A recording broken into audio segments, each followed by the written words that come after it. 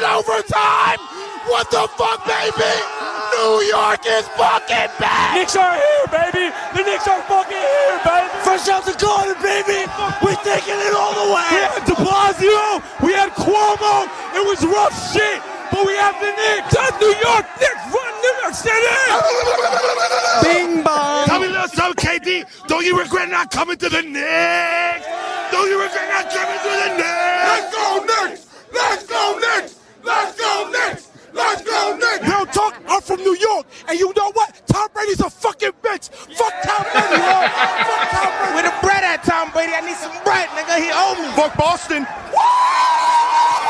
Yo, you thought Trae Young was still good? He still ain't good at Dyke, man. He's smoking on that Boston pack tonight, you heard? Fuck Trae Young! Fuck Trae Young! Wow. Fuck Trae Young! Fuck Trae Young! That went a Welcome to whole Brothers bunch of and different Booze. directions. Yeah, that went a How you whole doing, bunch of Doug? different directions. Yeah, I'm doing good, man. That was interesting. Wait. They won a game or something the Knicks, right? Yeah, I What- actually watched that game, but being the old man that I am, I went to bed when overtime started. So, Oh my city. Yeah, Daniel. I don't know. Daniel. I'm not sure what to come say get your about. guys there, Daniel. I was like, the Knicks won a game, and this is what we get. Like, I got it, but like, I think the guy just freaking token up there, right in the camera in the middle, in the middle of the thing. Double fucking overtime! What the fuck, baby? New York is fucking back! Knicks are here, baby! The Knicks are fucking here! Hey, okay, man. I don't know. Hey, Like, the good news is it's basketball because baseball is just boring. So I'm just glad we're going into basketball Yeah, season. but I was like, I saw that video and I was like, wait, didn't this league just start yesterday?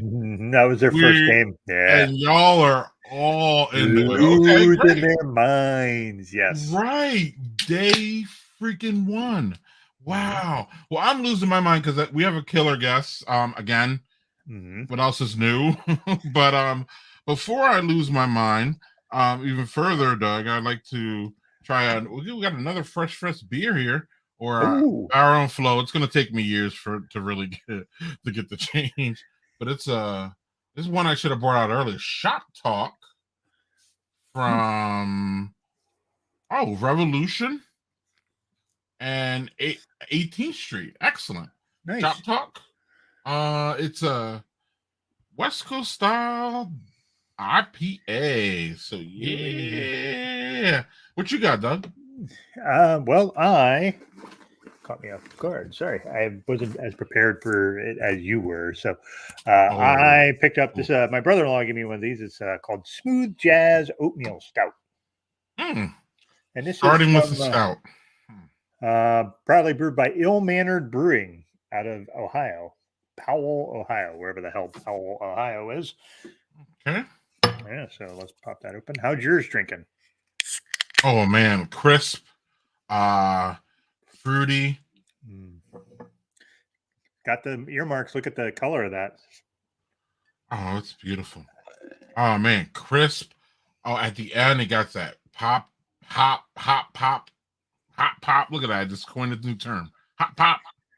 Dirty Glass Gang. Dirty Glass Gang, but that's looking the part there. Yeah, and it's only 4.9 ABV, so it's a lower oatmeal stout. So Yeah. got that nice toasty notes right on the nose that you like. Yummy. Yeah, this one's going down.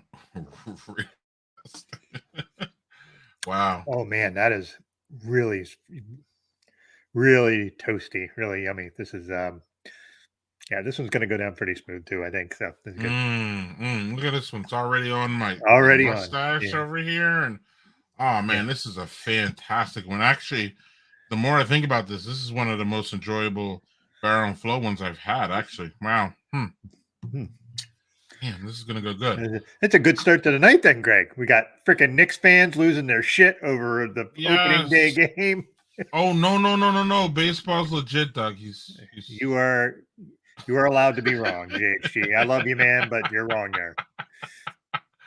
Oh, okay. Well, Let's start off with a bang. Let's go. Yes.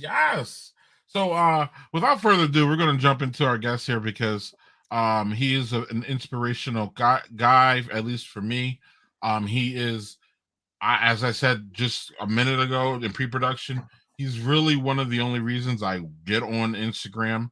I haven't really looked at his stories lately, but I'm telling you, see it at the bottom there, Fatherhood Farms. I'm telling you, he is a must, in my opinion, a must follow on Instagram.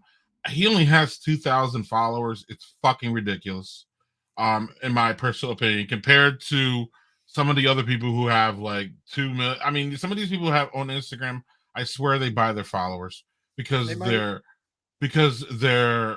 content is trash or boring or not original or something, and then they got like all these, and I looked today, where is it? Right here.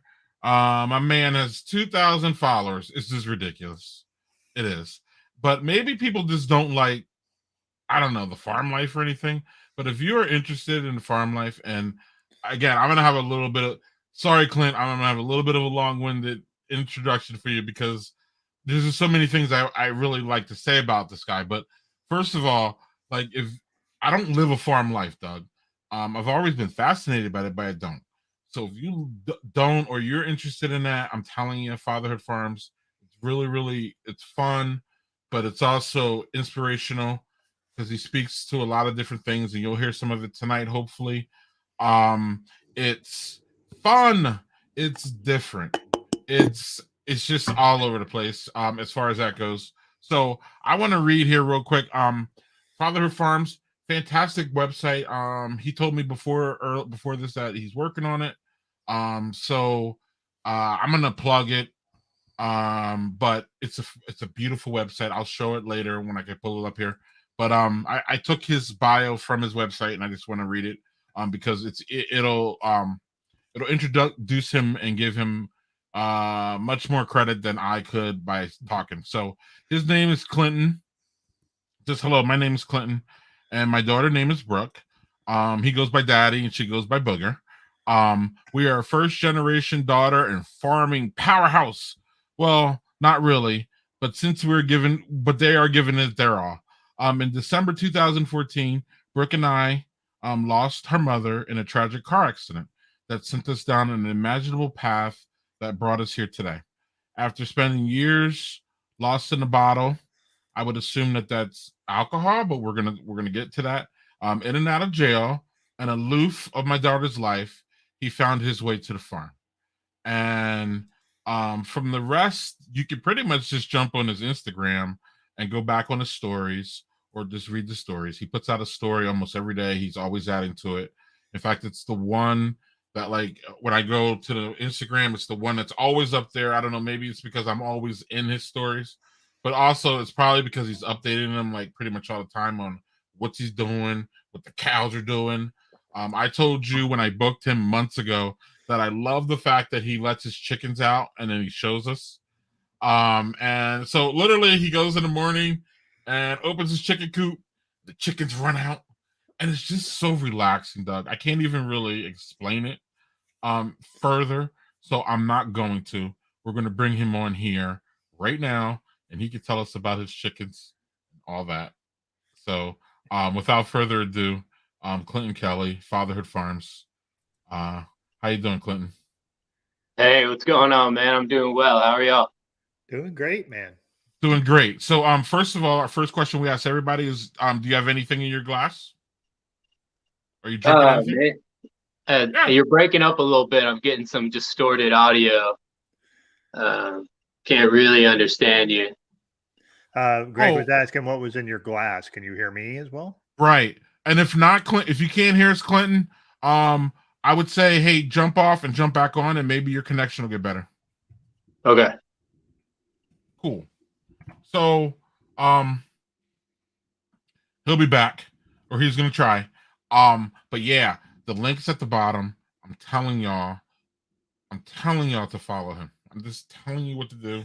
I'm really just forceful about it, but like, it's just really, really fun. Let's see. Clinton's back here now. Let's see if he can hear us now. Hopefully. What's up, buddy? All right, I got you now. Cool. Excellent. Yeah, what you drinking? I don't know if you're a drinker or not, or I do, but what you drinking? Hey, I got some Texas spring water going on here. All right. It's from three different, from Pineywood Springs, Moffett Springs, and Holler Springs here in Texas. You've heard of it? Yeah. Stay hydrated. It's like a blend. It's like a blended water. So, did I do you justice with the intro, sir? Yeah, absolutely, man. I really appreciate it. It's hard to kind of put it into a little ball and feed it to people where it's palatable. So I'm glad you took it from there because it comes out different every time somebody asks me. That's way easier for me. Yes, sir. So let's jump in. Man, when I met you, you were Fatherhood Farms. We met at Dad 2.0, and I believe it's the Dad 2.0 that Doug and I, this whole concept of thing kind of started. I think it's the one that Doug and I met, isn't it? I believe so, because that was that we always mess this up. No, Washington was last year. Was it San Diego or San Antonio? We met at DC. Right. Okay. Yeah. Okay. That not the DC you're talking about, Doug. Not the DC not the last DC. DC right before lockdown, so it was last DC. Yeah, that was the one we were all at. Okay. Yeah. Okay. Right. Yeah, and Greg and I drove down together for that one. So. Nice. Right. It's hard, man. The pandemic, and we can get into that, how that affected you and all that, but the pandemic just completely warped people's sense of time, or at least it warped mine. Timeline doesn't exist anymore. Yeah, I'm like, what? Yeah, DC 19. Yeah, I'm like, what the? right. So I actually think, because I kind of feel like it feels like maybe it's just because I'm in your Instagram all day. It feels like I've known you longer than I have. But we met there, and I don't know, we had a little bit of FaceTime, but really not much. And I found you literally during the pandemic is when I really started to jump on your Instagram. We were friends. I followed you, but then once the pandemic hit, and I was really into your stories, man. Like I said, you really grabbed me on so many levels. I was telling Doug, I've been screaming about you since I booked you. This has been great. So I'm glad that I can at least share you with our viewerships. So yeah, here's the Instagram again, Fatherhood Farms. But so I don't even really know what to begin with you, man. Your stories are so fun to me. So my first question, I guess, is going to be, I mean, I already wrote where you came from, but man, I almost don't even know what to ask, Doug. I'm kind of. That's okay. I've really never had this problem. Actually. No, that's the thing.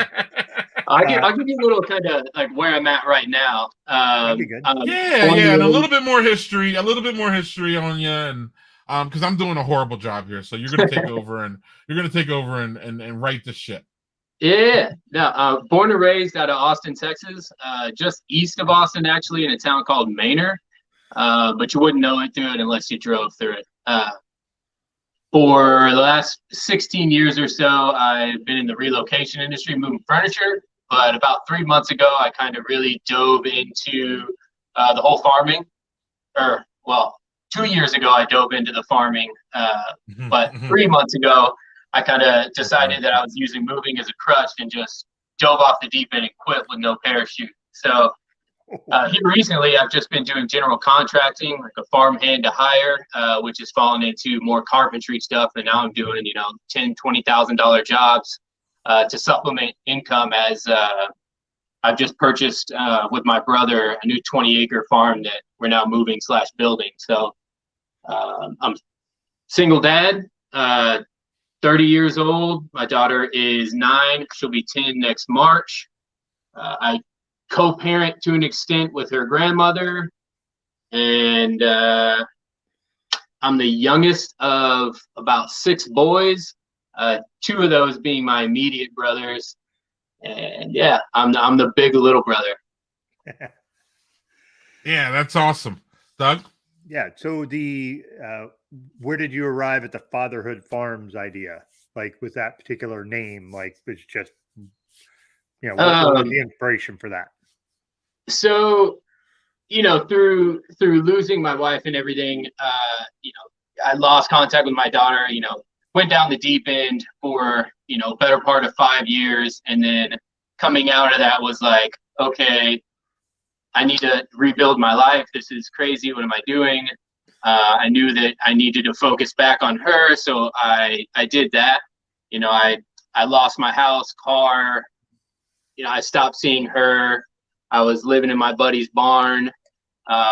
So I was like, I need to get back on track. I quit drinking. I, got my job, started to move up, got an apartment, got the car, got back all the material things that I had lost and thought was going to fix that. I was seeing my daughter regularly.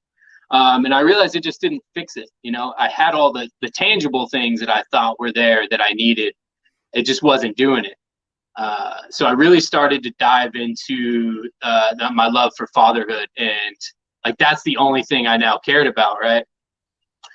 And agriculture has always been something that I've been around my whole life. I've grown up around it. I love doing it, and it was my retirement plan. I was like, when I get older, I'll retire and buy a 100-acre farm and just move my cows around like an old man. And then one day, I found Angel, Poppy Preschool, on Instagram and became really good friends with him. And he introduced me to the whole fatherhood community on Instagram. Because up until, 6 months before that DC meetup, I had zero social media platform. I didn't use any of them. And I actually got on social media because I knew how like down and lonely I was. So I was gonna, I'm gonna hop on there and I'm just gonna start like finding this community and spreading more positivity through the dark I was seeing. And I found him, introduced me to the fatherhood community, and was getting really into that. And one day I was stretching and was like, man, how I don't want to do moving furniture anymore. How can I spend more time with my daughter? Because I was working 80 hours a week, being a startup moving company with just zero time. And I never saw my daughter. I was like, how can I create a life that revolves around her, that is something that makes me happy and is conducive to the whole community and everything that I believe in. And I was like, well, that's farming for me. And then like the two ideas kind of meshed, like right there on my apartment floor. I was like, man, fatherhood and farming, and those two really mesh together when you're talking about animals and animal husbandry and raising children. It's, a lot of things align together. So I was like, man, I want to use agriculture to connect with other fathers and their families and build those bonds through farming. I was like, farming, fatherhood. Yeah. And I was like, wait, no, fatherhood farms. And then it just was like, bam. And then the next day, I put in my notice to my apartment. I was like, I'm out of here. I'm going to go move back in with my mom, start saving money. I'm going to buy land. And I just immediately was done. And then I went to Dad 2, like 2 weeks after that, and just propelled me to do exactly what I'm doing now. Meeting everyone there was like super confirming. So in the long-winded way, that's how I came up with the name and idea. Was I just needed a way to base my life around my daughter.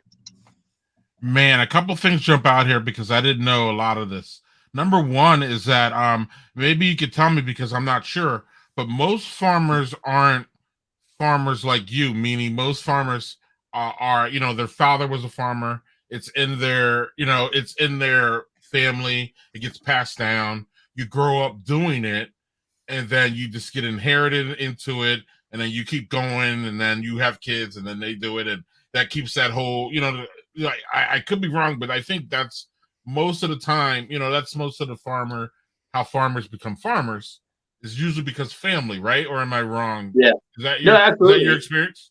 Right. I mean, so then generally, you just said farming is multi-generational, and that's something that gets passed down in the lineage because the biggest bottleneck getting into farming is You either have the know-how with no land, or you have the land with no know-how or a capital. So those two worlds are really hard to get together. And now your average farmer is, 60 plus years old, and the third generation down wants nothing to do with it because there's no money in it, right? The conventional model, there's no money in it. So now we've got a super, we're in a deficit for farmers, but it's becoming much, much more popular for first generation farms, especially since the pandemic hit. Much more people are getting into that with food scarcity and all those things. So sustainability is a huge thing that's causing that shift in agriculture to first generation. Right. One of my favorite shows, and we featured it here, and we talked about it, is oh shit, what the hell is it called now? Oh my god, it's now I can't remember it. Doug, we talked about it. Homestead. It's something with homesteading, which Homestead Revival. Yes, with the Rainies. They're a family of homestead people, and they go out and help people who are in a homestead. That was that to me is part of, and to me that rise, as you said, happened during the pandemic. But I just want to commend you for being, and part of the reason why, in my opinion, I think you're an inspiration is because of, that's one part right there, is that you saw something you wanted to do. As a father, you were father driven. You were driven by your past mistakes. You were driven by your past mishaps. My favorite co-host in the world can relate to that. Because when I heard his story, that was part of what propelled me to, Clinton left. I'm sure he'll be back. But that propelled me, Doug, to pursue. I see you, Clinton. I'll bring you back on. So Clinton, real quick, how Doug and I came together. We came together at Dad 2.0, but the one we came together in San Diego where Doug gave a speech and Ronnie Lott was there and everything. Doug doesn't love to talk about it. I love to talk about it, and then Doug struggles through that conversation. And then, but the point is that Clinton, what attracted me so much to Doug is that he overcame him basically being a dumbass when he was young. And we all have a level of that, but y'all kind of, with all due respect to both y'all, kind of took it to another level with, ended up in jail and, either being addicted to something or something like that. So that was another part of your story that is inspirational to me. But the farm part, let's stay there real quick because we can get to the other stuff. It's really interesting, man, because one of the things that they put on, I think you're millennial, right? Or one of the things they put on millennials is, oh, those motherfuckers are too lazy to do anything. And you know what? You got to see my man Clinton, because I don't think anybody tries to volunteer to be a damn farmer, because there's just so much work to it. And if you, again, get on Clinton's Instagram, you will see all the work that this man does just on a daily basis, just living his life, with parenting and all that. So I just want you to speak a little bit to, your resilience, and how, how fatherhood has, on to me, my view, propelled you to do something very difficult, man. Like, again, on top of just trying to be a first generation farmer, farming is just hard in general. It's just hard ass work. You're up in the morning, you're running. He has an inspirational run or motivation run, he calls it. And he runs, he gets up, he does his thing. Then a lot of times you have your daughter, or she's either helping or whatever else is going on, and then you're building a homestead. So I just want you to speak to just in general, like keeping that inspiration and that motivation on a daily basis to do that hard shit that you do every day. Yeah. Well, kind of how I force myself to do those things is I try to think through the lens of everything that my daughter has been through, because I look at her as probably the strongest individual I know. And I say that not because what she's been through, but because of the overwhelming compassion that she still has within her through the things that she has been through and through the interactions that she has on a daily basis. It's just amazing to me. And she's truly inspirational to me every time I talk to her. And that just motivates me to no end. I want her to look at me as, a Superman, not like a invincible Superman, but the opposite of that almost, who can be harmed but not taken away, who can be beaten down but never stop. And so I wake up 4 a.m. every day. I do stretching, my breath work, a 2-mile run, and I tag some other people in that run as an accountability thing to let them know, hey, I'm here for you. This day, every day, I'm here for you. Whether you're there or not, I'm here for you. And that's the same thing why every morning I post my yoga poses. It's an accountability thing. It lets people know that no matter what, I'm here. That you can always contact me. I'm here. It's got nothing to do with yoga or physical fitness or anything else. That is literally just to let you know that on your best or worst day, I'm still here. And so that's why I do a lot of those things. And the same thing for her. I don't, and not only through fatherhood, but also through as a brother, a son, a grandson, everything. I want to prove to my family, and I want to let them know and show them that everything that they had to put up with me through the past is not in vain. They're going to get a return on their investment and sticking by my side. And I'm going to do something great with what they had to endure alongside me. So a lot of that is I spent years being selfish, and I was like, it's time to give back to everyone who just watched me deteriorate, and most of that being my daughter. So that motivates me to eat healthy every day, to be physically active, to be involved in the community, whether it's the farming community, the school community, just local community in general, pulling over to help someone change a tire, those small things that a child observes. That's why I do so much, not only in terms of volume, but in terms of diversity. Like I farm, I work out, I skateboard, I draw, I write music, I try to play instruments, I grow plants, I do knitting, I bake, I cook. I'm trying to learn a second language. I practice hairstyles. I want her to know that there is no limit to what one should know. There's limits to what one can know, but only by yourself, your own limitations. So I do so much because I want her to not ever feel like she can't do something. I want her to look at me as an example and go, yeah, like literally nothing is impossible. And that's what really motivates me to do everything that I do. And I believe the world needs it. I think that to make a difference in the world, you have to be different and not be jaded by the lack of return of your effort. You just do it, Yeah, there's kind of a thing where you, at least from my perspective, I'm only talking from mine, but if you are doing and trying to be helpful and whatever capacity that could be in a million different ways, but you'll find there'll be people that won't respond to that or won't, they won't be appreciative of it. But that's on them. That speaks to them. That doesn't speak. You can, as you're showing your daughter, the character you have is how you act, and if somebody else doesn't appreciate or doesn't thank you or whatever, that's on them. And it could be that person could be just having a shitty day. Like, it could be something that simple that they're just having a bad day and you just have to roll with that. And I am not as motivated to do as many things as you do. But he does a lot of shit though, Clinton. Don't let him fool you.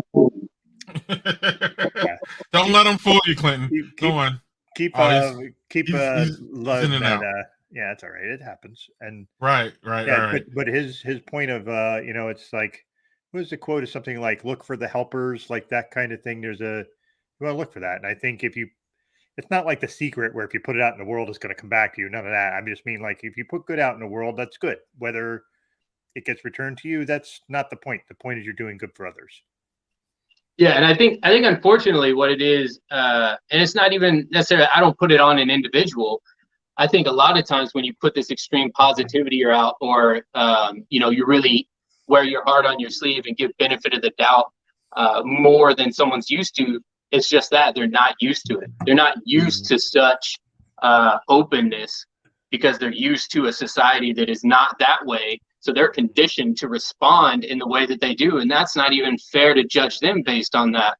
So you just got to, once you're combated with that lack of compassion, is you top it with compassion and let them go home and think on that. And then make sure that you follow up on that. Next time you see that person, don't go, oh, well, I know that person's that way, so I'm just not going to bother with them. No, I'm going to double up on it so they know that this wasn't a one-off thing. It wasn't just a good day for me. It was I want to invest in you because you're my fellow man. I want you to be better. And that's what the world needs, is just us showing up for each other for no reason other than we know we need each other. Amen, brother. Amen. Doug, you poured something there real quick. You want to talk about it? Yeah, I just didn't. Before I get to my next. No. He stopped talking, so you can jump on that, and then I'll follow up with my question. Patriarchy. We're back to that one. Yeah, chocolate raspberry stout. So Okay. those are well, you know me and my weird flavors. Yeah, I like that first one you had though. That first one was good. Yeah, it was good. It was nice and roasty and like, that one was really good. This one just smells like raspberries and a little bit of chocolate. So, oh wow, okay, cool. Lauren makes a great point. Kindness really confuses some people. You find that, Clint? Oh, absolutely. I mean, kindness in all sorts of ways. Whether it's kindness in your language, in your action, in your overall presence in a room. You can be too vibrant of a person to some people just based off of their upbringing. It's crazy what body language can do when you can read a room and then adjust your body language accordingly to be able to effectively communicate to somebody is super important. So yeah, I mean, kindness confuses a lot of people, especially nowadays. I mean, if you look different, it definitely confuses them. Right. Right. Hey, Doug, real quick. So what's up with that patriarchy? So that is just like the nose is. It's super raspberry. So raspberry. So it's it leaves like a lingering raspberry aftertaste too, which is that part I'm not a fan of. But the actual chocolate and raspberry together is really good. But patriarchy, that line of beers they make, very hit or miss. Some of them are just out of the park, and other ones are really not good. So it's rolling dice. In this aspect, it's no dragon's milk. Just saying. No, it is not. Right. I'm just saying. Right. Manny's been confused his whole damn life. But but you know what Manny's not confused about is his love of cereal. So I don't know if you know this, Clint, but Manny is our resident cereal guy. He loves the cereal. He loves it so much that he came on the stream, Clint, and he poured beer in the cereal and ate it like it was, milk and cereal. So what's up, family? What's up, Darren? Darren we saw in that too. Yeah. Yes. So let me jump on mine real quick here. I have my second and last beer of the evening is my raw style smoked beer, dog, from our friend Mac Brewing. Yeah. And Montclair. So I'm going to do this, and I'm going to ask Clint another question, which is also, again, y'all, I struggle with having both y'all on the same screen with me now at this moment because y'all two, Doug fucking hates it when I talk to him about him in this manner, but I don't give a shit. Y'all two are two of the most inspirational people in my lives. And the reason is because of the struggles that you went through. And I know y'all look at it like, yeah, I was a bonehead and I was this and that. And I'm like, I got that. I feel that. Like there were a few times in my life that I probably ended up deserve to be where y'all were. and I just got too damn lucky. Yes, as a black man in America, I got lucky a couple of times. So, but y'all just really inspirational for me. And I think a lot of times, especially in our very privileged society, where, in my opinion, most of all of us in America are privileged on some level. Again, there's white privilege and there's white privilege and male privilege and all that different things that make it, that degrees of privilege. How about that? But in living in America, born here, we're just a rich country. Our problems generally aren't the same problems they have in Ethiopia or Nigeria or hell, even Brazil for that matter. I mean, we got great water everywhere. We just got a whole lot of things. But sometimes what that leads to, Clint, is that like sometimes we need to have big setbacks in order to really smack our faces that like, y'all, you got it good, man. Like, what the hell's going on?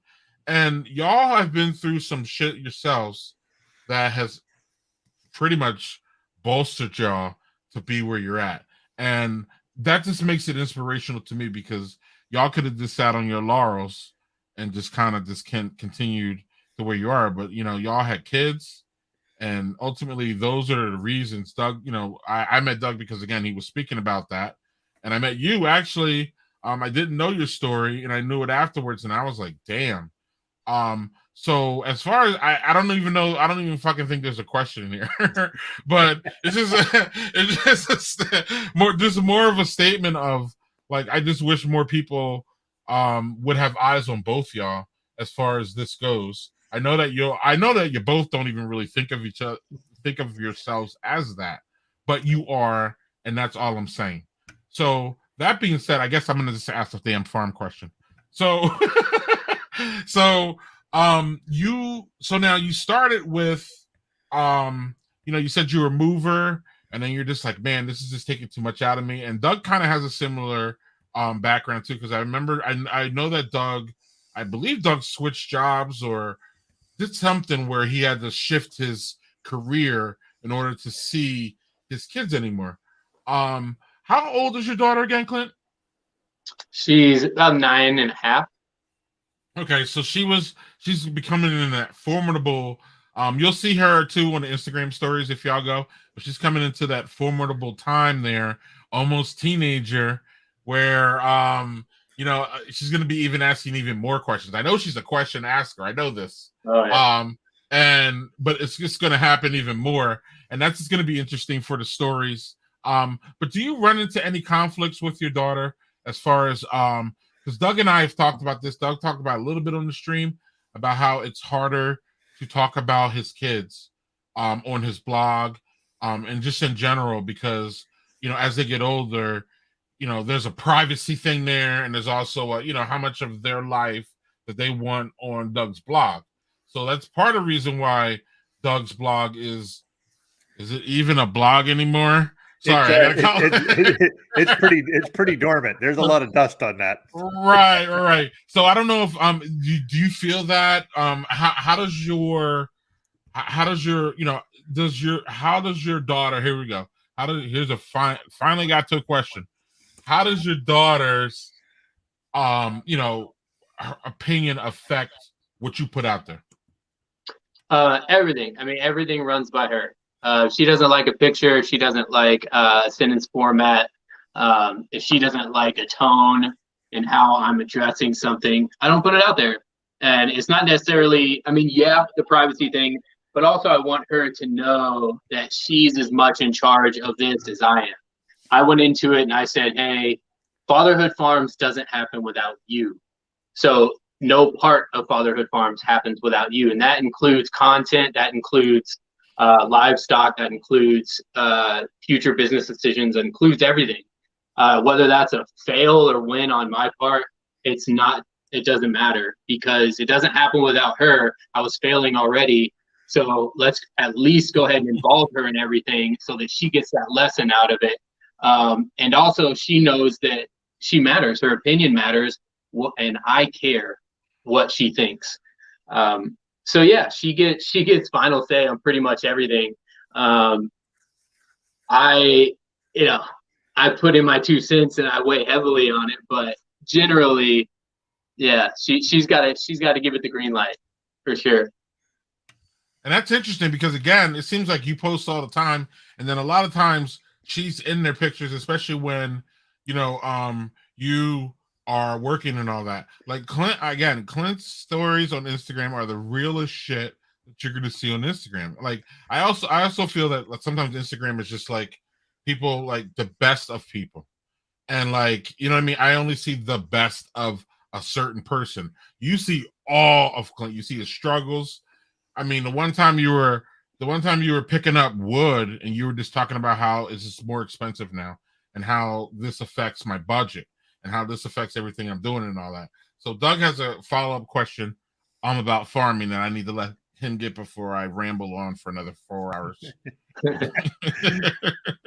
So my question would be is with your farm, you said livestock, and this means cattle, chickens, obviously.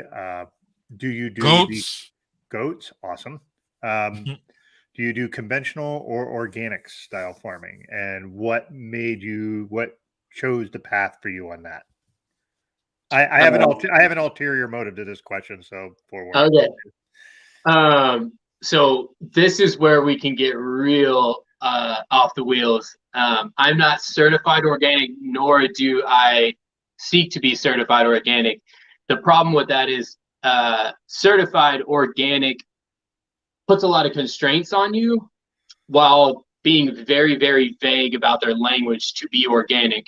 Organic is a better model than conventional in terms of their usage of chemicals, but it does not. Organic is just a label. It's very easy to get that label.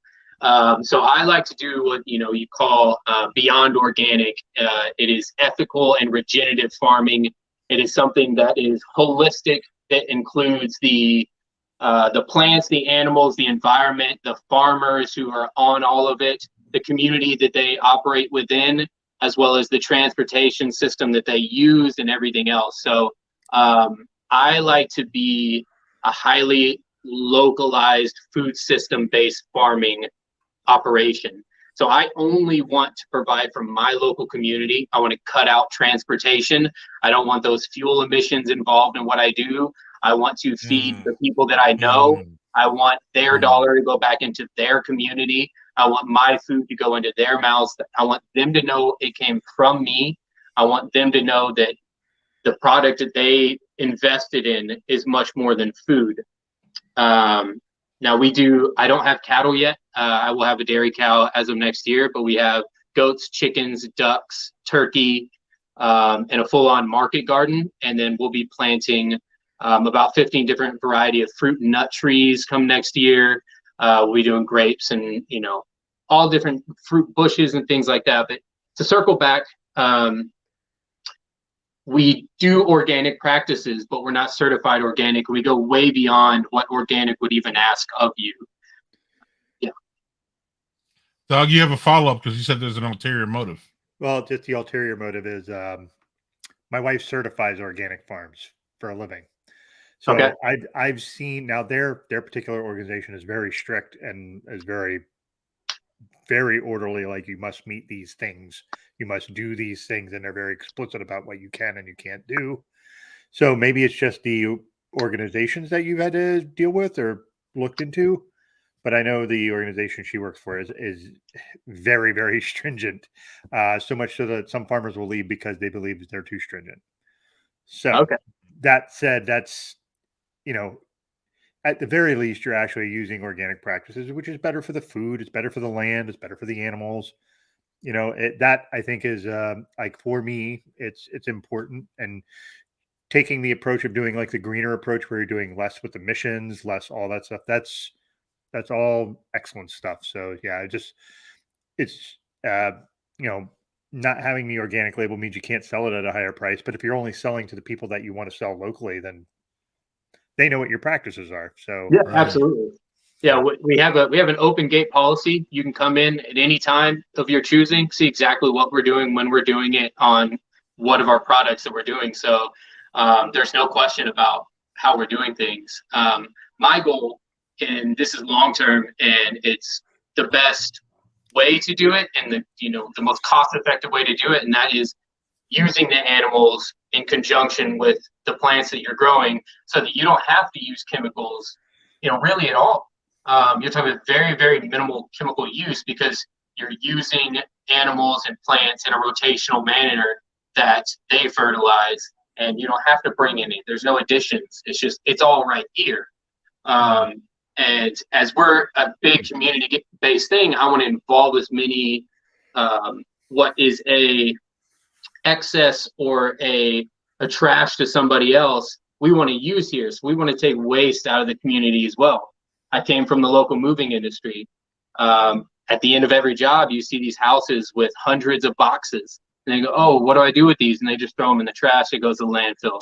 So I came up with the idea, hey, why don't, at the end of every move, I know everyone local in the moving industry, all the owners. I said, give them my card. I'll come pick up their boxes and I'll bring them back to my place. We can use those as weed barrier in our gardens. We can shred up the cardboard and compost it in with our animal manure. We can use it for bedding for our animals. We can use it for stuff that's really clean and nice cardboard still. We can use it for arts and crafts for local community projects. We can use it for signage. We can shred it up and give it to other farms to use as bedding for their animals. So they don't have to go buy hay, and it takes care of this, waste stream that otherwise wouldn't be taken care of. And then to circle back, this ties into Brothers and Booze. One of the things that we're doing is going to local breweries and getting their spent grains, whether it be barley or whatever they're using at the time. And we go in and they give it to you for free because they've got to get rid of it no matter what. And they've got, 15,000 gallons a day. So we roll up and get, 500, 800 gallons of that. And we can bring it back, and whether we dry it out or not, we can feed it to our animals, and we can also use it for composting and with the cardboard that we use. Now it's a depleted grain, but what it is high in is fiber and protein, which are great for certain things like turkey who need a higher protein content, and broiler chickens that you raise from meat. So we want to do things that are not just based on profit, but are based on the holistic system that we operate within, taking waste streams away, collaboration is great, community versus competition. Man, so much good going on here, Doug. I can't say enough. One of our friends, I'm pretty sure you were at least in the same place as this man. Again, it's weird going to conferences sometimes because you just assume that people know other people, Doug. And then sometimes you could really be at a conference and not meet anybody at all. So like you could be crossing paths and not say anything, but I don't know who doesn't know this man, but he has a question for you, Art Eddie. I know Art Eddie. Everybody knows Art Eddie. I say everybody knows Art Eddie because I know him, but Art Eddie's awesome. But how are the new chicks doing on the farm? This sounds like someone who has followed your Instagram stories. Art's always poking at me there on Instagram. They're doing good. They're doing good. We have our first run of meat birds here on the new farm, and there's 170 of them out on pasture right now. And that is one of the goals we're doing there. It was like a kickoff. I was like, how can I get started? Like I was saying, we use animals to grow food, right? So I was like, I can't afford to buy inputs. So I need to get animals out there working the ground to prep the garden for planting next spring. How do I do that? But how do I do it where it's not going to cost me money, but make me money, but also getting our name out there and, all these things. And I was like, well, pastured poultry is the quickest value turnaround in agriculture because it's just 8 weeks. And I was like, well, how am I going to pay for feed? I can't afford that either because technically I'm unemployed. So I was like, okay, well, I'll do a pre-sale, and I pre-sold a bunch of chickens at a discounted rate. And I was able to do that because I'm supplementing their feed with the spent grain from distilleries. So I'm not spending as much money on food. So I found a way to really make all those things work. And what I'm working towards with that in the future is if I can sustain that, and I want to send my products off to be tested for nutrient value, like you would see on the back of any product you buy at the store. I want to have that nutrient breakdown so I can prove to people that these practices are still good. You know, you're still getting, because I don't want to give you fillers. I want to give you health. You know what I mean? I want to feed you medicine. So yeah, anyway, we've got those out there. And eventually what I want to do is if I can sustain that model to where they don't cost as much, I want to be giving away 50% of that. One of our goals here is to provide food that is either, you know, take what you need and pay what you can. If it's nothing, then that's what we're going to get. So if I can raise food that I can give to people, then that's what I want to do. Because if I'm growing 100 pounds of lettuce, it's not much more to grow 200 pounds of lettuce and give half of that away. And I want to do that with chicken. We've already found a way to do that with our pork. Next year, and don't quote me on it, but I'm quite certain we'll be able to give away 3 whole hogs. And the mission is 50% of our produce. But I'm working on it. That's our goal, is to be able to give away 50% of everything that we produce here on the farm. Wow. Whether it's through donation or a couple different people that we have been in talks with. But organizations don't like to say yes until they see your product. You know what I mean? They want to see you doing it. And I've only been doing it on a very small scale at this point. So once these numbers are up, we'll really know more. But yeah. And Lauren's another dad to person that we met, and she says 170. Yo, what's the total animal count you got going now? So we have 170 broilers out here, which are chickens, and then we have 3 turkeys that are all will be donated to our first Thanksgiving event that we're working on right now. And then we have 57 ducks that we use for egg production, duckling sales that are pretty seasonal, and then extra males that we have that can't lay eggs, that we process those for meat. We have about 17 rabbits that we do seasonal pet sales with as well, and then we use those for meat as well. And then we have about 25 chickens. We're leaning towards ducks for our production model, and not so much chickens, that are egg layers anyway, I should say. That our egg laying chickens are really just for the kids, and for some permaculture practices that we use around here for composting and parasite control in fecal matter that comes from certain animals.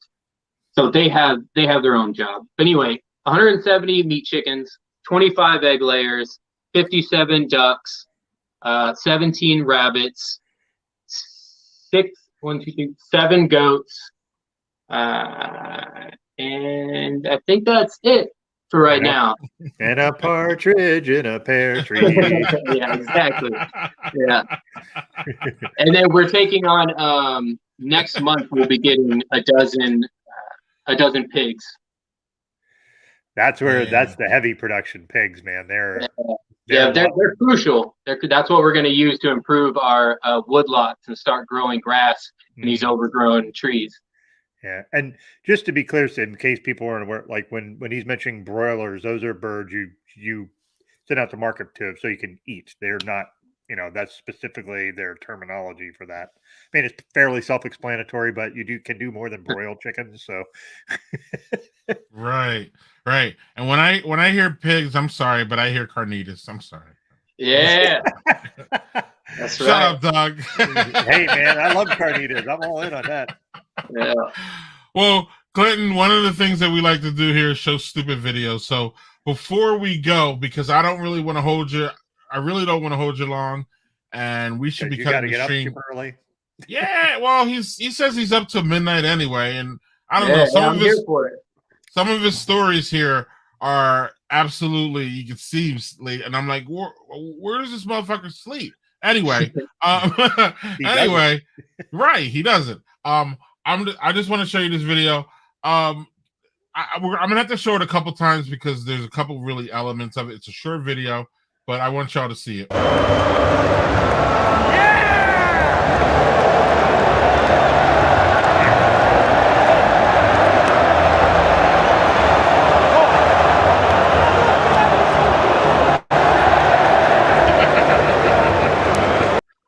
So the cool part about it, and I'll start it again, is that like you could see this guy running. Like, so first of all, if anybody doesn't know, you don't know soccer, that's Ronaldo. He is basically the Tom Brady of soccer. He is the best soccer player of our era. Kind of not arguing. Maybe Messi, but yeah. Yeah. You know, Messi's there, but you know what I mean. Like Ronaldo, as you know, is seen as one of the best ever, actually. You know, and Messi's another great one too. Don't get me wrong, but and so check the background here though. Like, look in the back, and you can see this guy running the whole clip, and he almost gets to Ronaldo. It's hilarious. Like, see him there?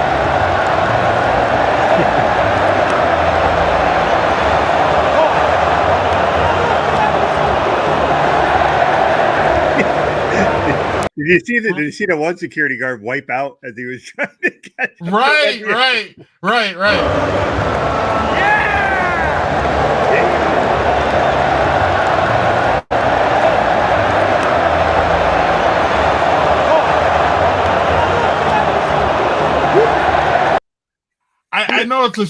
I know it's a short clip, but like that thing, I watched it, like that is literally like the fifth or sixth time I watched it, because it's just, to me, there's a bunch of fascinating things going on.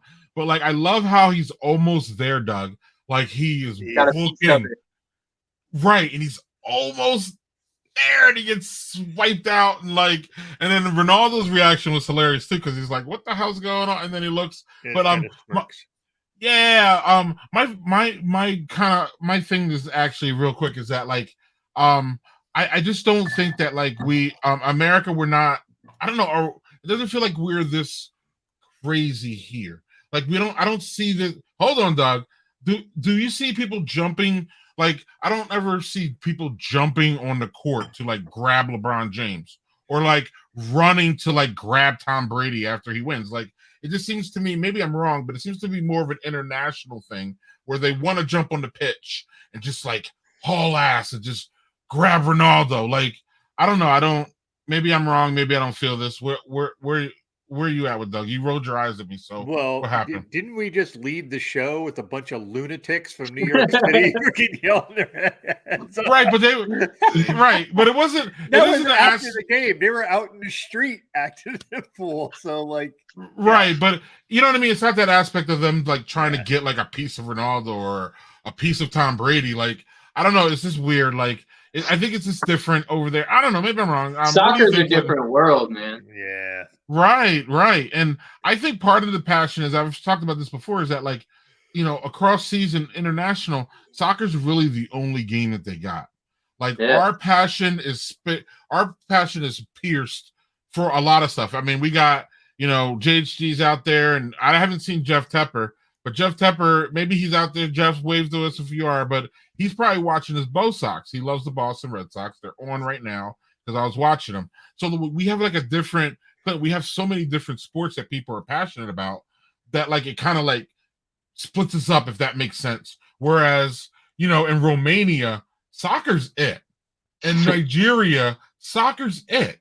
In Brazil, they might have cricket or something, but like it's soccer. You know what I mean? So Ronaldo's even bigger, in my opinion, than Tom Brady will ever be worldwide, just because he reaches so many different people because he's a soccer star.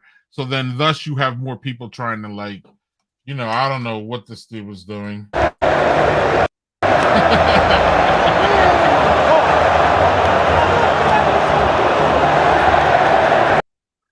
want to know what he was trying to say to him. Yeah, I don't know. Like, it didn't seem like he was a fan. I don't know if you saw that. It looked like he was pretty angry with Ronaldo, actually.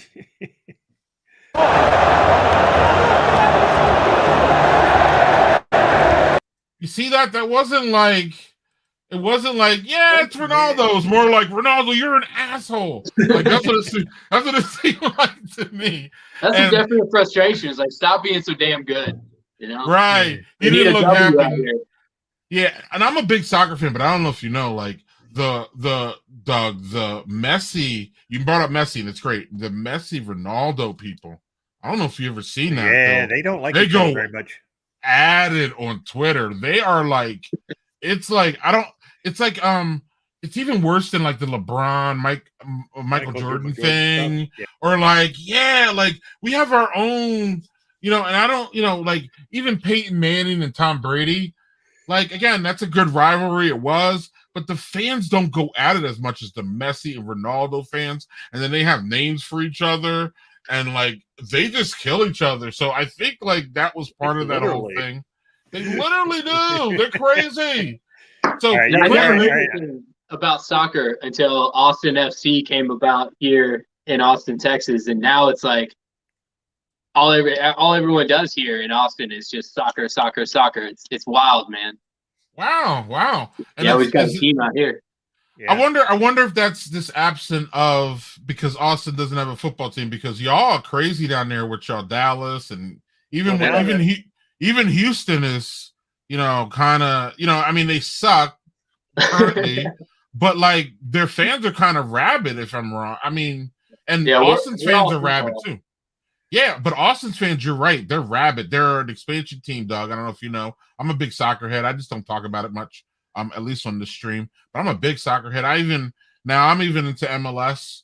And MLS is not, to the level of the English Premier League, or even the German League or the French League. But I enjoy it. But Austin's one of those teams that just came up, and like their fans are, I would say, out of control, but their fans are, they're pretty damn, like, screaming and hollering and hooting and hollering, and it's great. What you gonna say, Clint? No, it's just, they're wild down here, man. It's win or lose, they have the same audacity to get in your face no matter what. It's a little, that's that Texan pride, really. Yeah, that sounded very Texas to me right there, the way you said that. Yeah, right. You're just gonna get in your face anyhow. So yeah. Right, and I'm sorry, Clinton just mentioned about Austin, so it was cool that you mentioned that, because I don't think we mentioned that Texas is where you're at, and you're born and raised there, right? Correct. Right, and then that's where the farm is, clearly. So then, I just wanted to, that was a funny clip. I just wanted to make sure y'all saw that. Those security folks are pretty fast. Do you think that's part of the job requirement? I mean, man, I again, like I said, they're more prepared for this, Lauren, because I think it happens more. And also another thing you see, Doug, especially in some of these leagues, are like these big barriers that they have, like it almost feels like a damn prison on some of these stadiums, where they have, like, some of them have barbed wire, Doug, like to keep this people from the stand. So like, I don't know, we see the how often do we see these kids jump on we're seeing it more and more, college kids, football, jumping on the field and all that. But that's like a whole mob more than it's one person. But dude, that's it's like a streaker. Right. But that's where we get crazy, is like we'll just throw the whole mob on the field. We don't even it's not even one dude. And I don't know, Clinton, maybe, I don't know how much of a sports fan you don't really talk about it on your feed as much as I see. And I don't know, it's probably hard given, I just assume, here's a quick question, and we'll get to Doug's third, but I just assume that you don't have any. So what's, besides getting on your Instagram, what's life on a farm? Do we have a TV? Are you a home? I call, well, right. He goes, yeah, I love how Doug laughs at me, but like, I guess the way I asked it was kind of assholish, but you said you don't have electricity. Do you have a TV? Right, all right. Do y'all have an outhouse?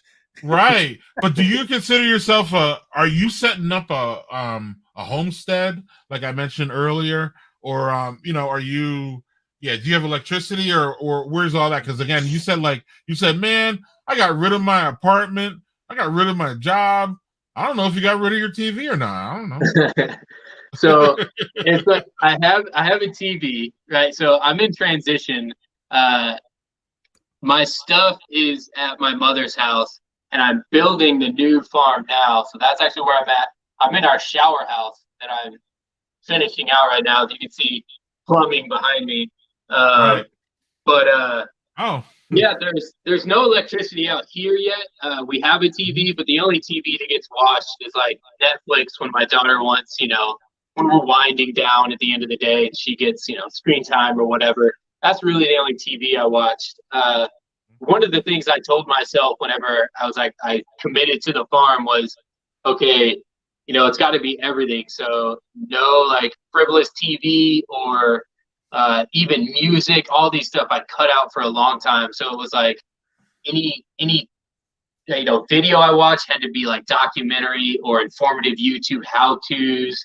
Podcasts had to be informative. It put me towards what I was trying to learn.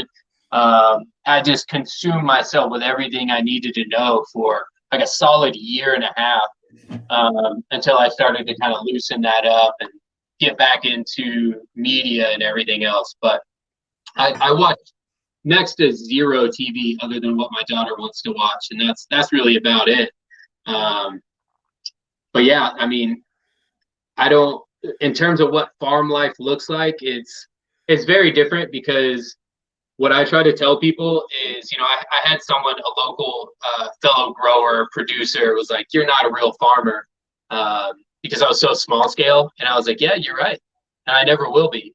I was like, "I don't want you to ever be able to define what I am, because I don't want to be just a farmer. I want to be an educator. I want to be a facilitator of life. I want to be this person of the community. I don't want that. This isn't just a farm. What I'm building is an agriculture-based learning system. This is a wellness center, if you will. I want families to come here, learn about agriculture, and learn about how it entangles every part of their life in terms of their environment, their inner health, their emotional health, and how all that can be improved through these practices.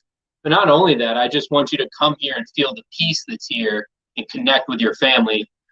So this is, I want to build a farm, a working farm, but I also want to build a place where it's a healing center where families can go, predominantly fathers, because of course that's the lens that I see through.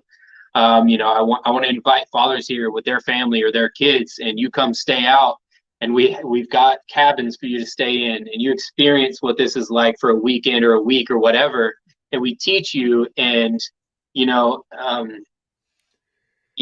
and in the process of learning these things, and just even not learning, but just being here and being involved in the routine of things, you inadvertently get connected with one another, because you have to communicate in a certain way that takes complete release of your arrogance and everything else, because animals don't listen to you when you're pent up inside. Animals will not obey someone who walks into their pen who's frustrated and angry and things like that. So that really lets you release. And then once you're done with that, that lets you communicate much more effectively. That's really what farming and fatherhood relates a lot in, is setting yourself up for success as a parent. You don't bring goats home without a fence built for your goats, because goats are freaking nuts and they'll get out of 99% of what you set up for them. And you don't bring your child out to a picnic with no snacks set up. Those things go hand in hand, and there's so much you learn inadvertently when you operate on a farm. And life is every day. You keep your animals alive every day. You keep your child alive every day. It's food, water, sustenance, compassion, because you can tell the difference in a neglected animal and a neglected child, right? So all these things are just so entangled to each other, and that's what I want to facilitate. Not just a farm, not just a rehabilitation center, not just anything, I want it to be all inclusive, a holistic thing, a holistic operation, because no one part functions without the other. And fatherhood is really what ties it together, because I couldn't do any of it without my daughter. Amen. And actually, sorry, I didn't mean that. I meant that as an adult, Lauren wants snacks also, Clint, just so you know. Yes, we have tons of snacks. All right. What's up, Doug? All right, so I have one last one, and Then I'm gonna tee up Clint here, and I want him to tee off on something that I love that he talks about. So let's hear it. Real quick here, Fatherhood Farms, y'all. It's right here, Instagram. The link's at the bottom. Do it. Go on, Doug. all right, one of my yearly favorites, Oh yeah, a Nitro creme classic. brulee. Yeah, A classic. yeah. They just started doing the Nitro creme brulees. I think 2 years ago. Every year I Classic. get them. Yeah, A classic. A it's classic. well the creme brulee stout by itself is my favorite dessert beer of all time. It's a Hear classic. that? You didn't get to hear that, I don't think, but it was like the very nice nitro sound. Right. Hot top again. A classic. A And that's classic. pouring out lovely. Boom. Love the glass. Love the glass. Love the glass. God, it just smells just exactly like creme brulee, like it always does. They really know how to knock that shit out. I don't know. I loved whenever I first met you, the Daddy Porter thing, because one of my favorite beers that I would I could drink all night was a 512 Brewery's Pecan Porter, and that stuff is just fresh on tap is money. Yeah. Oh man, Doug. Well, I don't. We all know how great this is. It's just dessert in a glass. It's yummy. All right, Clint. Well, this is my last question for you, and then we'll let Doug get you one last question, and then we will let you go. But before I even tee you off, because I know what I mean by tee off, I know you have something to say about what I'm about to ask, and I know you could probably talk, probably from what I see from your Instagram stories, for hours on this issue, and I'd love to hear it. It's one of the reasons why I listen to you, follow you, and I jump back in your stories as much as I can. Can you just give us a little bit of as much as you can, time wise? Again, you can talk for an hour on it. I will listen, but I don't know if we got an hour. But like vulnerability, why it's important, vulnerability, why it's important. I'll just shut up. You go. Right. So vulnerability is something that I had a very tough time in embracing. So I wanted to make it the forefront of how I led into every conversation. I had to rewire my brain. I had to rewire the way I spoke and my delivery and what I wanted to communicate. And the reason for that being, I'm a male already, disadvantage of being vulnerable, right? And then I'm from a deep Southern upbringing, all boys. My dad left when I was, pretty much born. Stepdad was around for a while, but then he left and stopped talking to me because he owed me $100. There's just a lot of those things that were really deep ingrained that were like very masculine and stubborn and bury it deep down, those typical things, right? And brought up in a society that reinforces all of that, don't cry, be tough, whatever. And just being very physically capable, it was just a natural thing to just show rather than tell, So I hurt a lot inside. And after losing my wife, that just compiled, and I didn't talk about it for almost 5 years. I mean, I didn't say a word to anyone, not my mother, my brothers, nobody. Everyone wanted to talk, everyone wanted to help, and I was just no. I'm not so much anymore, but if in person, I'm a little bit of an intimidating guy.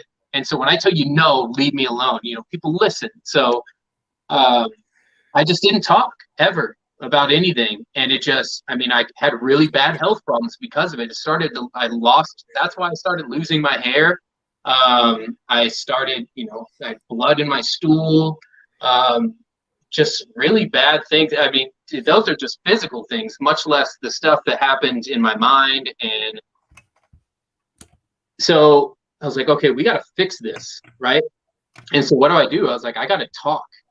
And how do I do that? And that's where Angel actually comes in. And he wanted me on his live show.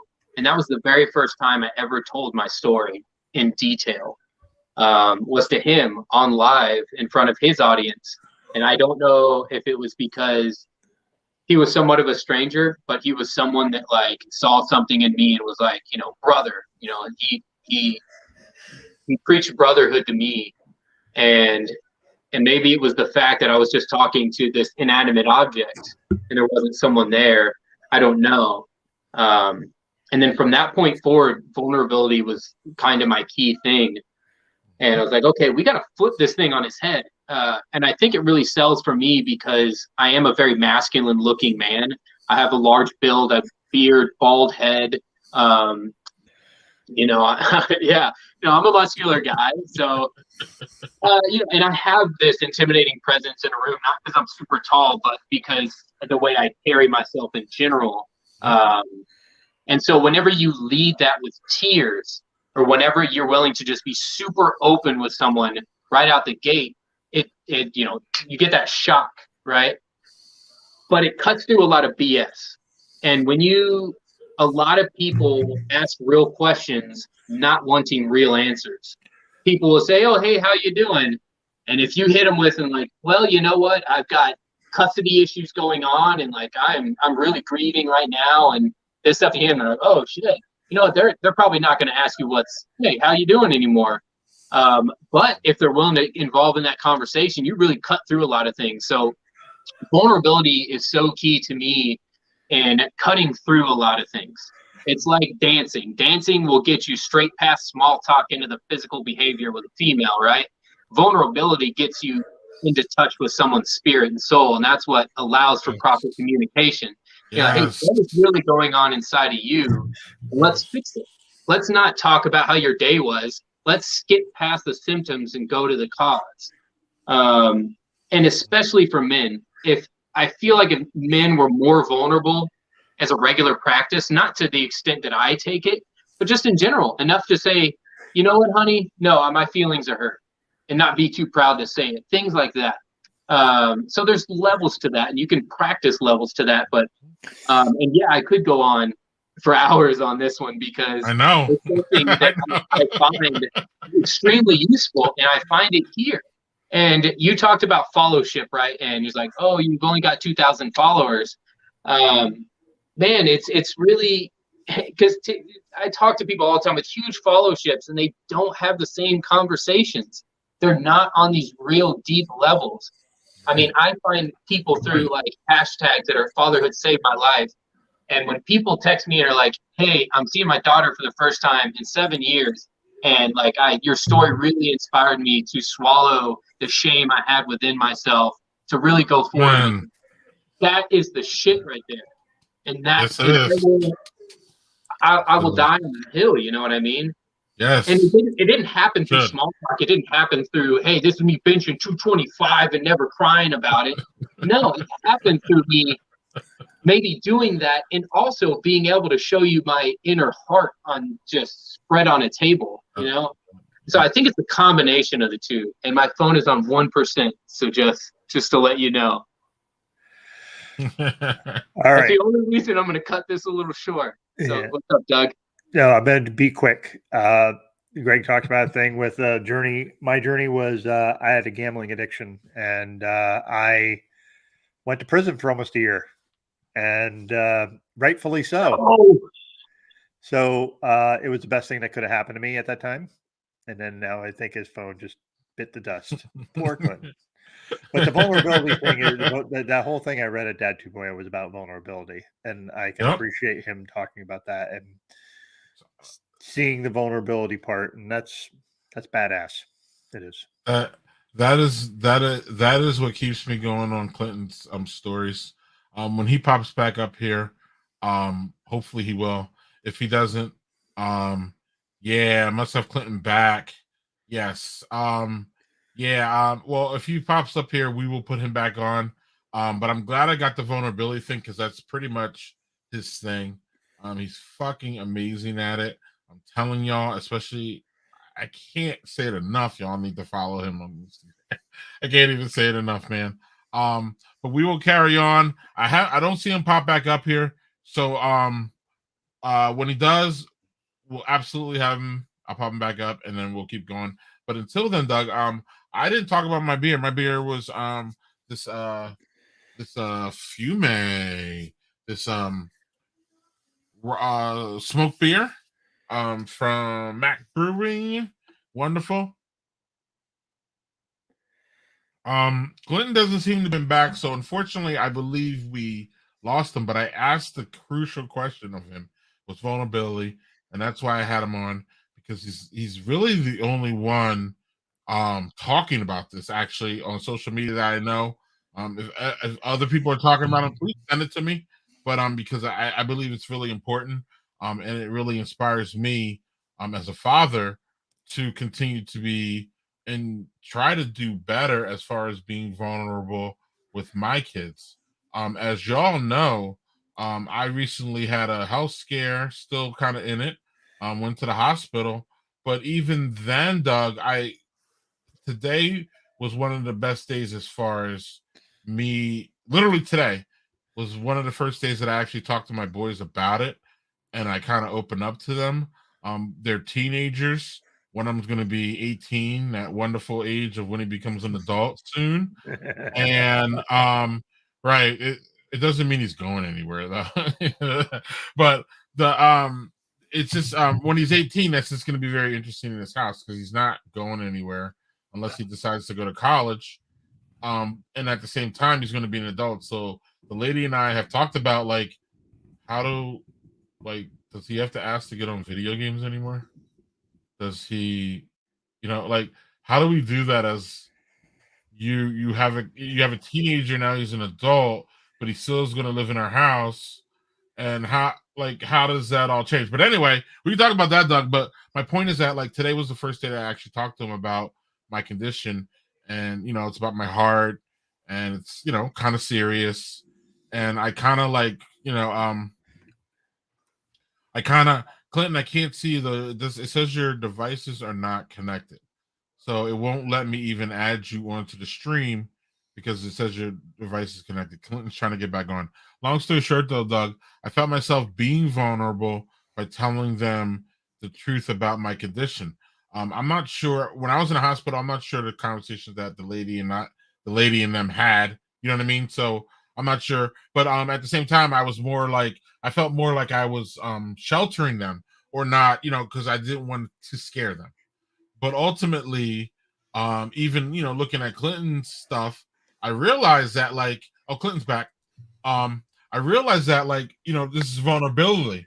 So yeah, what's up, Clinton? I was talking about how I'm not sure because I don't think you're on Facebook, but I'm not sure but within the past month I had a health scare and I was having really bad chest pains and I spent a couple days in the hospital and I'm still kind of recovering. I can't be really doing a lot of stuff that I wanted to do. But as I was telling Doug, today was the first day that I actually spoke really openly and candidly to my boys about my situation. And I kind of it's interesting because I knew that you were the guest tonight. And I think maybe that was just a trigger for me to be more vulnerable and to put myself out there. And, I disguised it as, oh yeah, I'm trying, I'm saving them, or I don't want to get them too worked up or worried. But at the same time, at the end of the day, Clinton, it felt like, after I said what I said and we kind of dispersed and went to our own rooms, I was like, man, I was kind of vulnerable there. And that was a vulnerable moment for me. And they were cool about it. And they were like, yeah. And they got it. And the oldest one was like, I almost felt like I could see relief on his face that I was actually able to talk to him. But your vulnerability lessons, as I call them, are just very, very interesting. And I want to get Doug back to Doug before you got logged off here.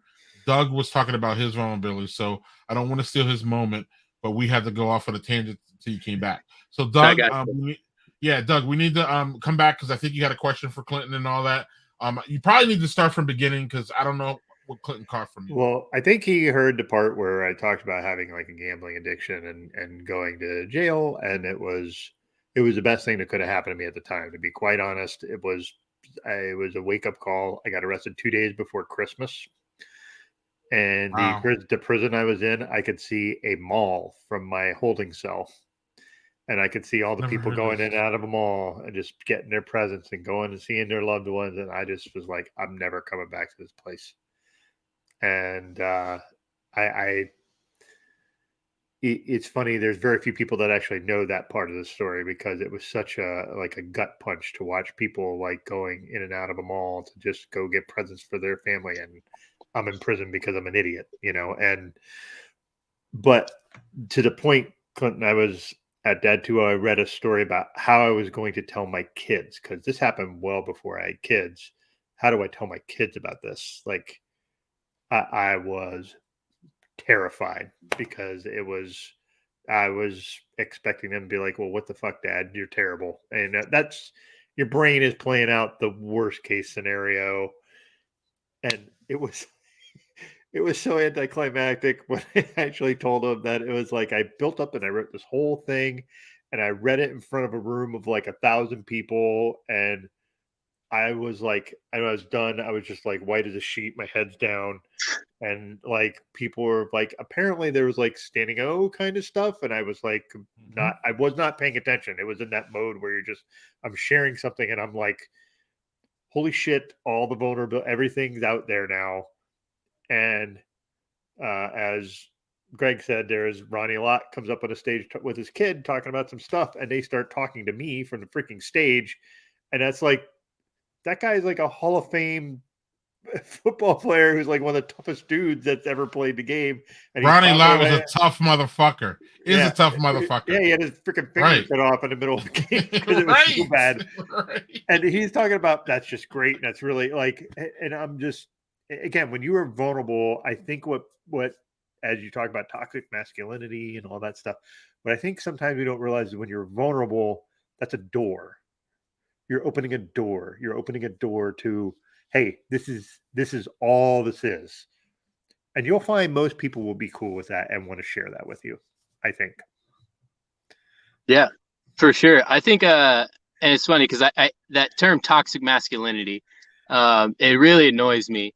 But I think the toxic masculinity thing is not the action performed, but is the lack of the other side of that action. It's when you lack the complete opposite of what you're doing and you only lean into that one topic of being.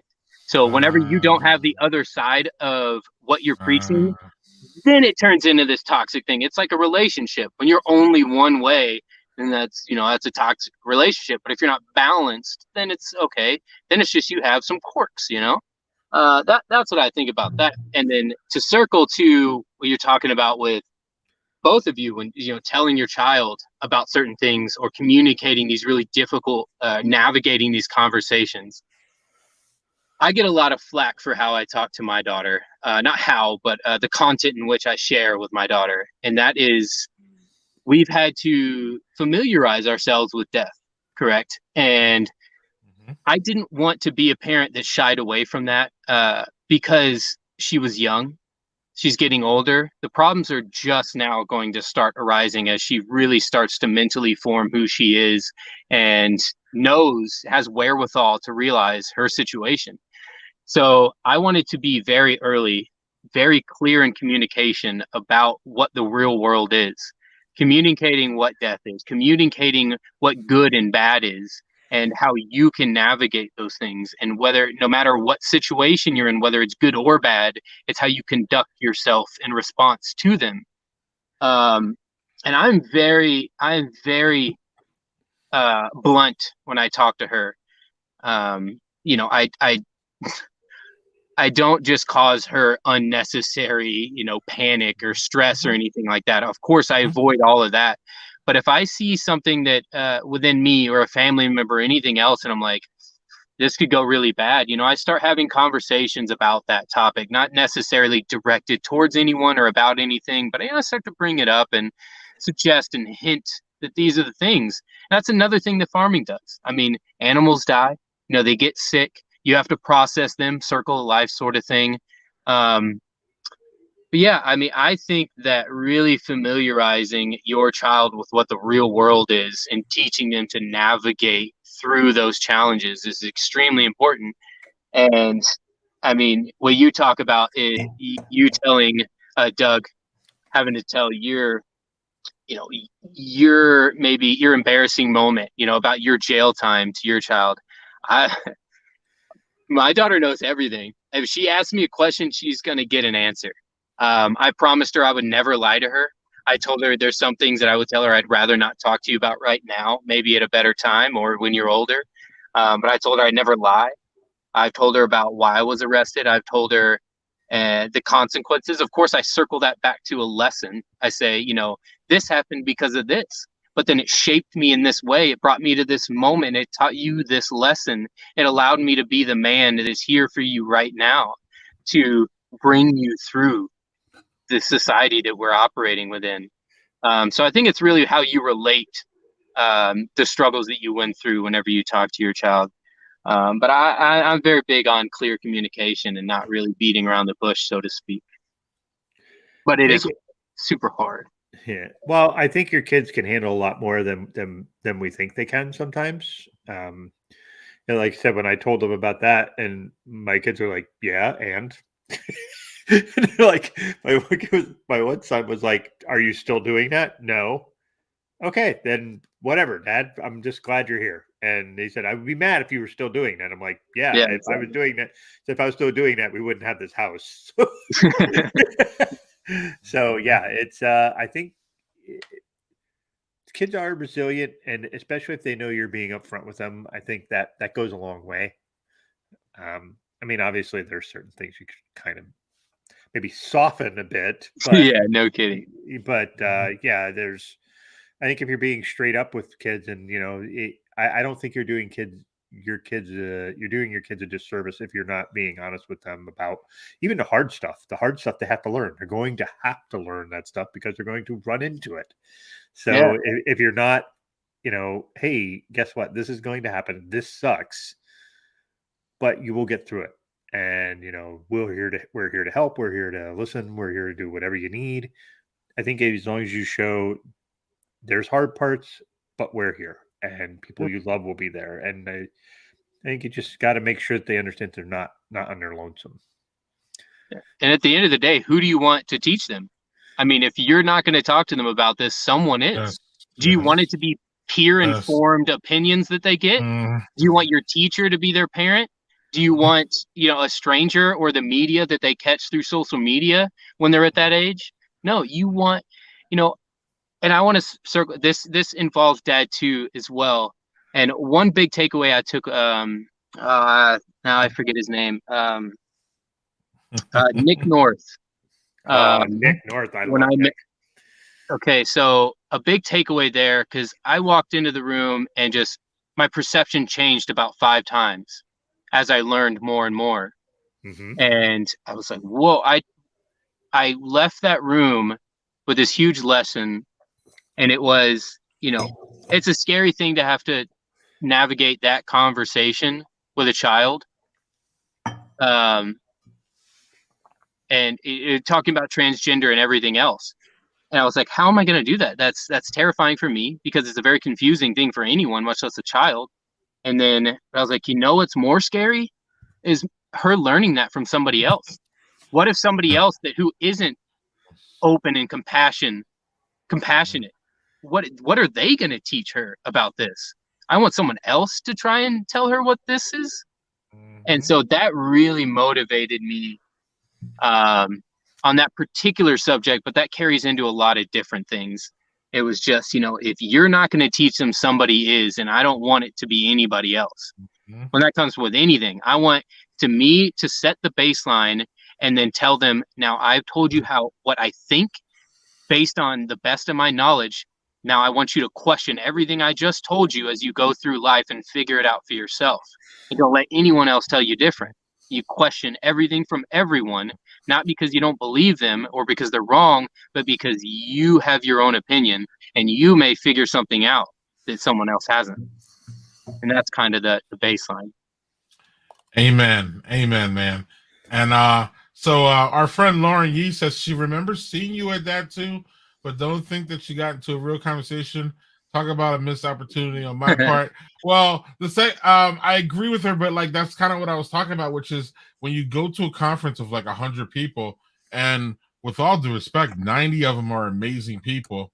It's hard to really like navigate.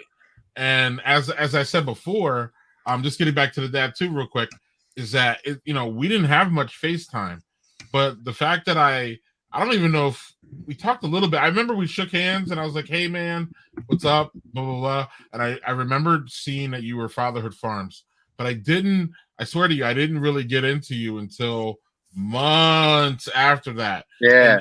And sometimes that's what happens at that too, because I think that too. I don't know. Did they put out an attendees list?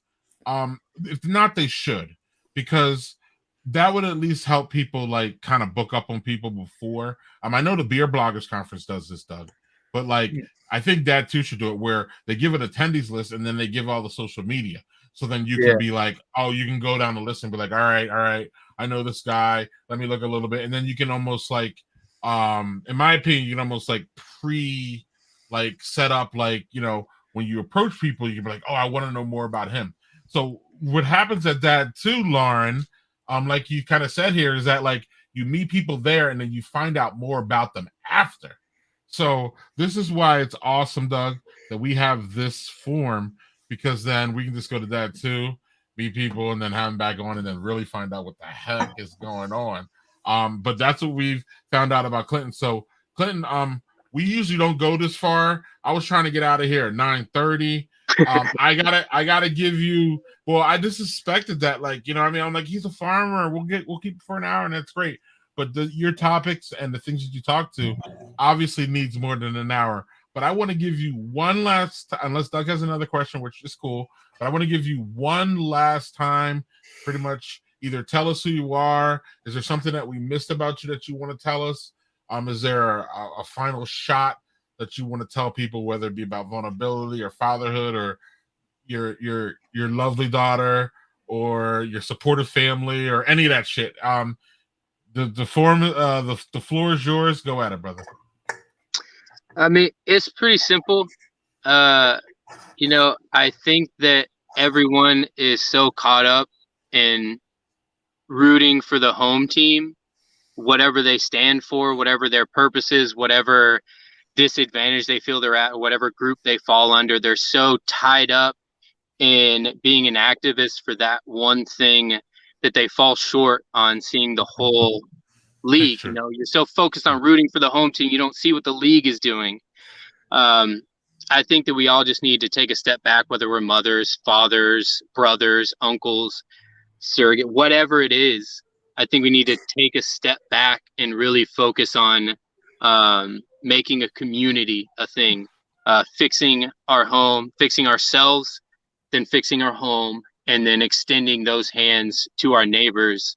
I think we need to stop shouting at politicians who are so high up that they can't hear us.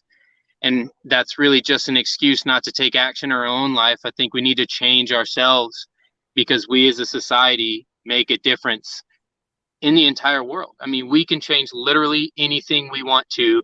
We just have to be so purpose driven in our daily activity in life that it creates change by itself. And I think we need to just fix ourselves, starting with our hearts. And that will just, it'll just fix everything on its own. It really will. It's super simple, and it's so simple that it's terribly difficult as hell. Yeah, it's the hardest thing you could ever do, but it's the most important thing you could ever do. And it fixes every problem there ever was. I just hope that we could just be better to one another, just in general. And that's just people. That's not fatherhood or anything else. That's just people. And on that note, Mr. Kelly, we're gonna have to let you go, even though I really would love to just talk to you for another hour. I'm a rambler, man. Anytime. I don't know, man. I think your life is fascinating. I think you're an inspiration. I can't really call you a friend, but you are my friend. I feel you are. The reason I can't is because we really haven't spent like much time together. But the next time we're ever at a Dad 2.0 or I get down to Texas, actually you would be the reason why I would come to Texas. Hey, come to the farm.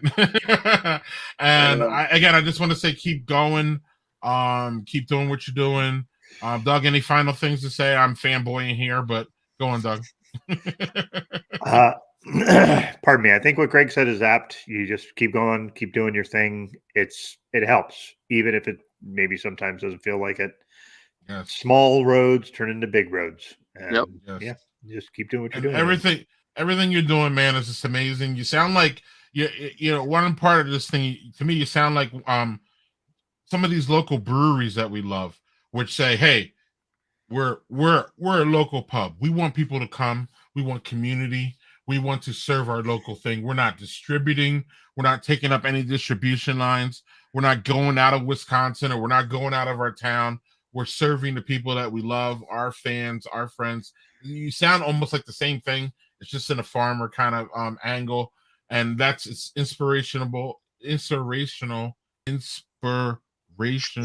No. And I love it.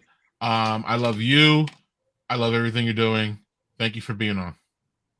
Hey, it's a pleasure being here. I truly appreciate y'all. All right, thanks, Clint. Man, it's great being here. And I'm going to be bugging you. We need to talk to you in the spring to see what the hell's going on with the farm. Yeah, and all that please shit. do, man. Big things. Yeah. All right, man. Thank you man. for being you. Thanks for being on. We'll talk soon. Have a good evening. Cheers. Well. Cheers. Man, I don't even know how to. Yeah, that was great. I don't even know. Clint, if you want to stick around, man, and talk a little bit after post-production, we'll be here. If not, we got it. But Doug, I want to make sure we see his wonderful website here. Fatherhood Farms. I mean, it's just look at that. It's just beautiful. Yeah. The whole thing is just great. He's just a great guy. I love it. That too, man. Like back to what Lauren said here. Lauren said something. Yeah. Fair point, Greg. The percentage of cool people is high. It's just really, it's really tough. And also too, a lot of times you see people that you haven't seen in a long ass time, and you want to spend time with them. Like we mentioned another person I fanboy on is all day long is Art Eddie. When I'm around Art, I just want to hang out with him. I just want to like get the knowledge and all that. So sometimes that takes away. And you got idiots like Aaron Govea. So like you gotta get in his ear a little bit, and you gotta like jab him a little bit. But it's just great, man. Like I missed the whole Dad 2 thing. Hopefully we can get back to that soon. But yeah, Doug. So let's see here. We have some.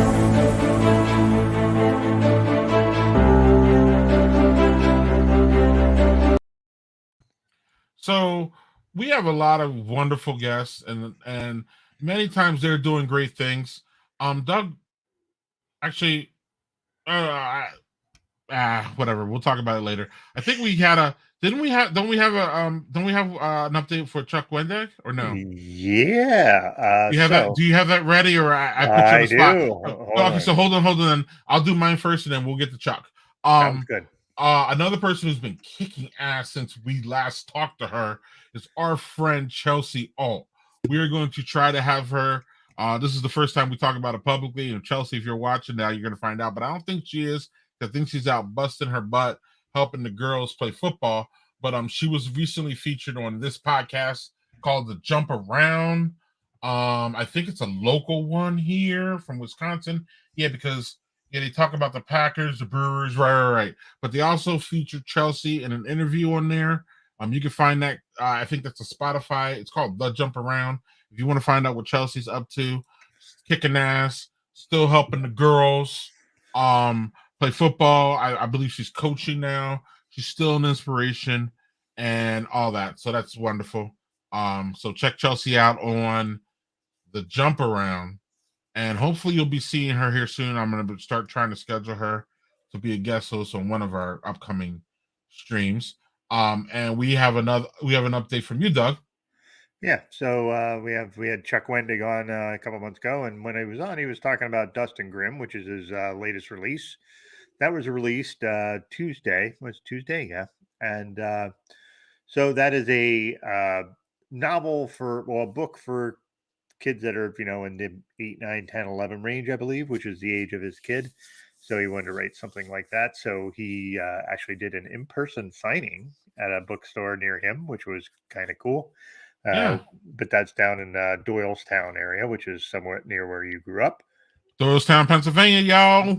Yeah. So we also have another one, which we just had last week, which would be Mallory O'Meara. Her book released the exact same day. So I still have her quote here. I love it. Yeah. Yeah. So her book, Girly Drinks, released on the 19th as well. So good on them. Tuesdays are generally book release days for a lot of things. So both of our friends there, go out and buy both books, folks. Yeah, the Girly Drinks. I read a part of it. It's good shit, and it's online with what we normally do. And Chuck is Chuck's that's a teen book, right? Or yeah, it's like early teen. Okay. So like not generally YA. It's a little earlier than YA, young adult. So gotcha.